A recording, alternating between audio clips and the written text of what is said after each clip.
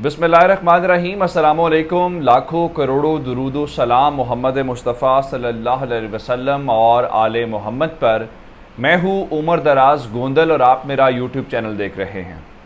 आज खबर सुबह सवेरे आई है जिसको बहुत सारे सोशल मीडिया अकाउंट्स भी रिपोर्ट कर रहे हैं और मैंने खुद भी अपने ज़राए से इस खबर को चेक किया है। खबर इस हद तक ठीक है, लेकिन जो मीडिया सोशल मीडिया रिपोर्ट कर रहा है और जो इंडियन मीडिया रिपोर्ट कर रहा है, मैं उससे थोड़ी सी अलग बातें आपको बताऊंगा। खबर ये है कि सियालकोट के अंदर जो कैंटोनमेंट का इलाका है, वहाँ पे जो पाकिस्तान आर्मी का ज़ाहिर पता स्टेशन भी है यहाँ, तो वहाँ पे आज सुबह सवेरे से जो धमाकों की आवाज़ें हैं वो सुनाई दे रही हैं। तो मालूम ये हुआ कि ये धमाके हुए कहाँ पे हैं। आया असलहा डिपो के अंदर धमाके हुए हैं या फिर खुदा न खास्ता कोई दहशतगर्दी या तखरीबकारी का वाक़या तो नहीं है।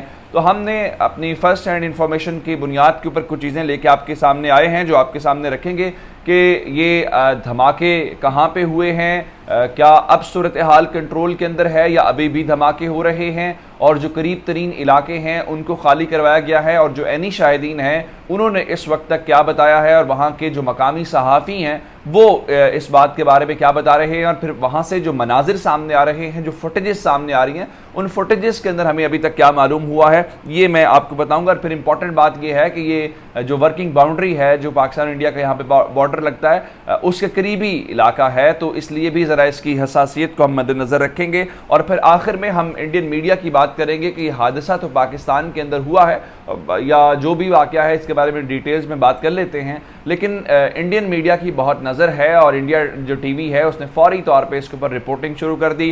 उन्होंने क्या बताया, ज़ाहिर बात है उनके लिए तो जश्न का समा है, वो तो ये समझते हैं कि जी बहुत अच्छा हो गया, पाकिस्तान की कोई ना कोई ऐसी खबर आनी चाहिए, लेकिन उनके लिए कोई अच्छी वाली खबर नहीं है इसमें। जो वो प्रोपेगेंडा करना चाहते हैं उनको ऐसा उनके हाथ कुछ में नहीं आएगा। ये डिटेल्स आपके सामने रखूंगा, लेकिन अगर आपने अभी तक चैनल सब्सक्राइब नहीं किया और आप चाहते हैं कि आपको मुस्तनद और बरवक्त खबरें मिलती रहें तो हमारा चैनल सब्सक्राइब कर लीजिए, बेल आइकन के ऊपर क्लिक कर दीजिए ताकि हमारी आइंदा आने वाली वीडियोस बर वक्त आप तक पहुंच रहे। आजकल पाकिस्तान के अंदर वैसे ही एक हसास किस्म के दिन चल रहे हैं। उसकी वजह यह है जनाब कि सियासी कशमकश है, मूवमेंट चल रही है, तो आम तौर पे ऐसा होता है कि मीडिया के अंदर भी लाइमलाइट के अंदर वही इश्यूज़ होते हैं। अगर खुदा न खास्ता किसी इलाके के अंदर कोई दहशतगर्दी की कार्रवाई हो जाए, कोई धमाका वगैरह हो जाए, तो उतनी कवरेज उसको भी नहीं मिलती। उसकी वजह यह है कि सियासी मामलात इस किस्म के हैं कि लोग जानना चाह रहे हैं कि हुकूमत का क्या बन रहा है, अपोजिशन क्या बन रही है, लेकिन ये हमारे मसाइल होते हैं, हमारे मीडिया के मसाइल होते हैं। जो दुश्मन होता है उसके ये मसाइल नहीं होते, और दुश्मन तो मौके की ताक में होता है कि उसको कब मौका मिलता है और उस मौके की ताक के हिसाब से वो हमारे ऊपर कारी वार करे, और जब हमारे ऊपर वार हो उठते उठते वो अपना काम दिखा जाता है। इसलिए आजकल ज़्यादा पाकिस्तान के इदारों को और पाकिस्तान को थोड़ा सा एक्टिव होने की ज़रूरत है। उसकी वजह यह है कि आपको अंदाज़ा है कि हम आज से हमारे जो फॉरेन मिनिस्टर्स मेहमान हैं वो आना शुरू हो जाएंगे। आज मिस्र के वज़ीर ख़ारजा पाकिस्तान पहुंच जाएंगे, और कल मंडे का रोज़ है और मंडे के रोज़ चीन के वज़ीर ख़ारजा कल से आ जाएंगे। इस तरह से बहुत सारे हमारे जो दोस्त ममालिक हैं, जो अहम ममालिक हैं, उनके वज़राए ख़ारजा ने कल से आज से आना शुरू कर देना है। और उसके अलावा आपको अंदाज़ा ये है कि पाकिस्तान के टूर के ऊपर आई हुई ऑस्ट्रेलियन टीम जो है, अल्लाह का शुक्र ये है कि 2 टेस्ट मैचेस खेल रही है और कल से तीसरा लाहौर के अंदर शुरू हो जाएगा।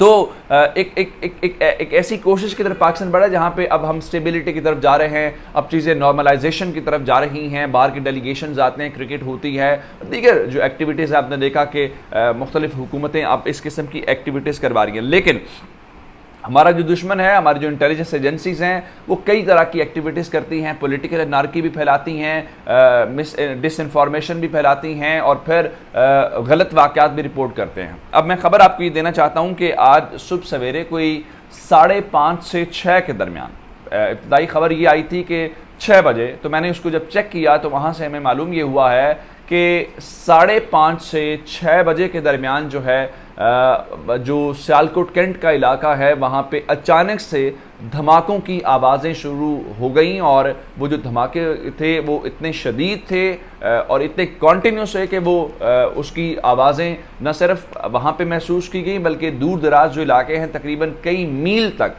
वो जो धमाकों की शिद्दत और आवाज़ है उसको महसूस किया गया, जिसके बाद ये मालूम हुआ। और फिर ये जो सिलसिला धमाकों का था ये काफ़ी देर तक जारी रहा, यानी जब खबर रिपोर्ट हुई तो ये 7 बजे खबर रिपोर्ट हुई, 6 बजे या 5:30 बजे हुआ तो उस वक्त तक घंटा या 1.5 घंटा हो चुका था।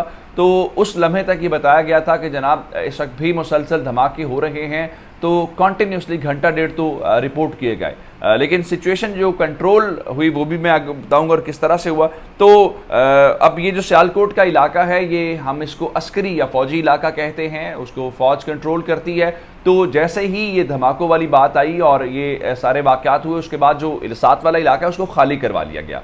और एनी शाहिदीन जो बता रहे हैं, एनी शाहिदीन ने भी वहाँ से यही बताया है कि ये बात दुरुस्त है कि वहाँ पे धमाके हुए हैं और धमाके होने के बाद काफ़ी देर तक ये जो आवाज़ें हैं ये मुसलसल वहाँ पे सुनाई देती रही हैं। इलाके के अंदर खौफ व हिरास है, इसमें कोई शक नहीं है। लोग खौफजदा थे, उनको लगा कि खुदा न खास्ता कोई दहशतगर्दी का वाक़या हो गया है या कोई ऐसी बात है। लेकिन अब अल्हम्दुलिल्लाह चीज़ें जो हैं वो वहाँ से बेहतर रिपोर्टिंग वहाँ से हो रही है, मैं आपको बताऊँगा। लेकिन मैं फ़िलहाल जो मनाजिर, जो फुटेजेस सामने आई हैं उसके ऊपर बात करना चाहता हूँ। जो फुटेजेस और मनाजिर सामने आए हैं वो बहुत खौफनाक हैं। उसकी वजह यह है कि उनके अंदर धमाकों की आवाज़ें सुनी जा सकती हैं, उसके अंदर जो धमाकों के बाद धुआं है वो भी देखा जा सकता है, और आसमान के ऊपर बिल्कुल वो एक शोलों की सूरत में धुआं उठ रहा है, और जो धमाके हैं वो होते हुए उन फुटेजेस के अंदर पता चल रहा है कि यहाँ पे कोई गड़बड़ चल रही है।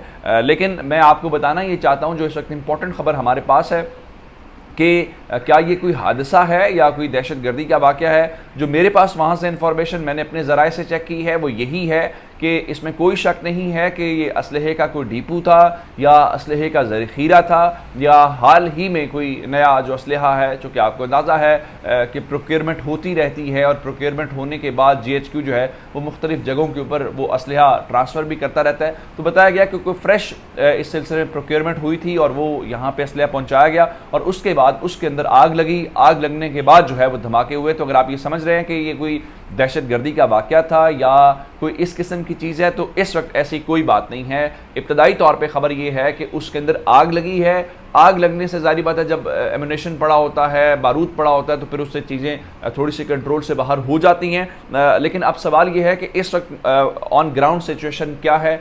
मेरी इत्तलात ये हैं कि तकरीबन 8 बजे के करीब ही इस चीज़ को कंट्रोल कर लिया गया और इस वक्त मुकम्मल तौर पे चीज़ें पाक फ़ौज के कंट्रोल में है। वो जो लोग थे जिसकी वजह से ज़रा खौफ व हिरास फैला और लोगों ने वो फुटेजेस बनाई, सोशल मीडिया पे डाली, तो लोगों को लगा पता नहीं क्या हो गया।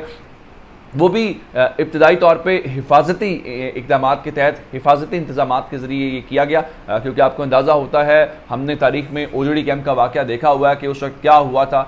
खुदा न खास्ता ये उस किस्म का वाक़या तो था नहीं, लेकिन फिर भी आप जब इस किस्म की चीज़ें होती हैं तो उनको कंट्रोल करना मुश्किल हो जाता है। इसलिए आज कोशिश की गई कि जो 7 इलाके हैं, अगर कोई रिहाइश हो या फ़ौजी अस्करी इलाके हों तो उस तरफ बात ना जाएँ। लेकिन अब इस सारी सूरत हाल को देख के एक और मैं जो खबर आपको देना चाहता हूँ कि हमने तो आपको तमाम डिटेल्स वहाँ पर से चेक करके बता दी कि ये वाक़या असल में जो आपको शायद कोई गलत बात ना करे पाकिस्तान के बारे में, क्योंकि इस इंडियन मीडिया का कमाल तो ये है वो हमारी फुटेजेस, हमें वैसे इंडिया में बैन किया हुआ है, लेकिन हमारी फुटेजेस उठा के वो मीडिया चला कहता है देखिए ये पाकिस्तान के फलाफला लोग कह रहे थे, कोई दहशतगर्दी कोई कुछ नहीं है, एक हादसा था जिसको मुकम्मल तौर पर कंट्रोल कर लिया गया। इंडिया में जनाब इस वक्त एक उनके मीडिया के अंदर तो उनको मौका चाहिए होता है, तो जश्न का समय है। Multiple explosions head in Sialkot cantonment area, ये इंडिया टीवी की जनाब हेडलाइन है। उनके ख्याल में तो वो यही कह रहे हैं जी असलहे का ज़ख़ीरा था और वहाँ पे मुसलसल धमाके हो रहे हैं, खौफ व हिरास है और ये है वो है। ठीक है, वाक़यात होते रहते हैं, इंडिया के अंदर भी हो जाते हैं, किसी और जगह पे भी ये इंसानी एरर भी हो सकता है, इंसानी कंट्रोल से कभी चीज़ें बाहर भी होती हैं, लेकिन अल्हम्दुलिल्लाह कोई इसमें दहशतगर्दी का हाथ नहीं है। सूरत हाल मुकम्मल कंट्रोल में है और इस वक्त कोई ऐसी खबर नहीं है जिस पर मेरे को परेशान होने की ज़रूरत है। मज़ीद डिटेल्स आएंगी आपकी खिदमत में लेके हाजिर होंगे। चैनल सब्सक्राइब कीजिएगा। आपकी इस बातों का बहुत शुक्रिया। खुदा हाफ़िज़।